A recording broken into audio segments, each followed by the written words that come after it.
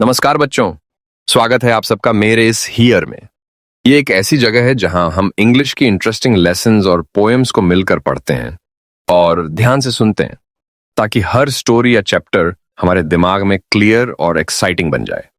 Here का मतलब होता है सुनना, इसलिए यहाँ सब कुछ सुनने और समझने पर जोर दिया जाता है।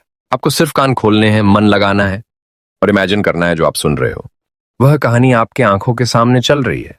आज हम पढ़ेंगे क्लास 12 से इंग्लिश का एक interesting poem, heaven if you are not here on earth, जिसके राइटर हैं कुवेम्पू और इसके ट्रांसलेटर है professor C Naganna.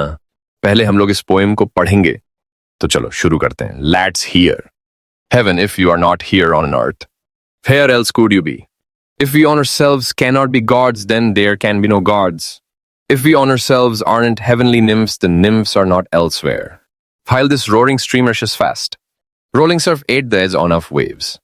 The tender sunshine leans on verdant gardens, and then the gentle sun make this earth heaven, in the splendor of harvest and of moonlight.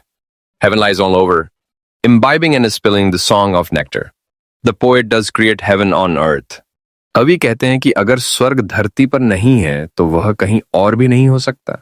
इसका मतलब है कि स्वर्ग का अनुभव हमें बाहर नहीं ढूंढना चाहिए, यह हमारे आसपास के अनुभवों में है।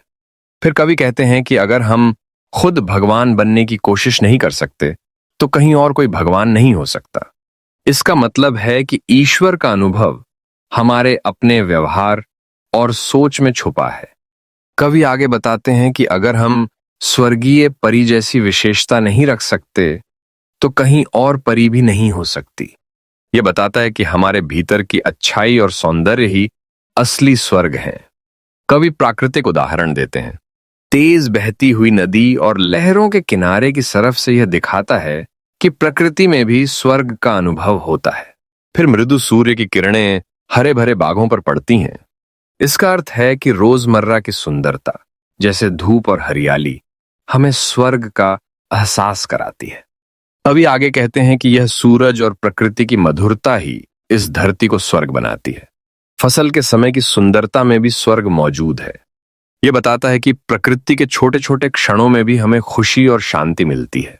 चांदनी रात में धरती स्वर्ग जैसी प्रतीत होती है।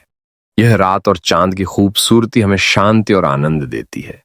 कवि कहते हैं कि प्रकृति और आनंद का अनुभव करना ही असली स्वर्ग है। यह बाहर खोजने की नहीं बल्कि महसूस करने की चीज है। मधुर गीतों को सुनना और गाना भी स्वर्ग के अनुभव का हिस्सा है।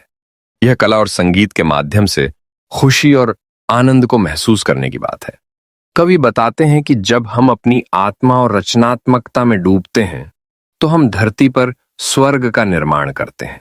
स्वर्ग का अनुभव सिर्फ देखने या सुनने में नहीं बल्कि उसे महसूस करने में है।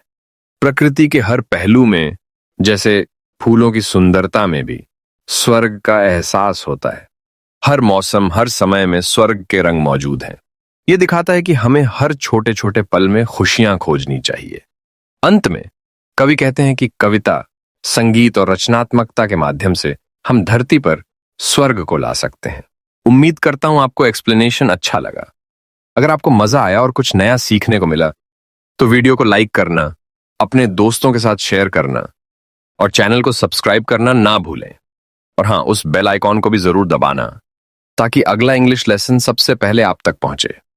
फिर मिलेंगे एक नए इंटरेस्टिंग लेसन के साथ। तब तक के लिए keep listening, keep learning and always here.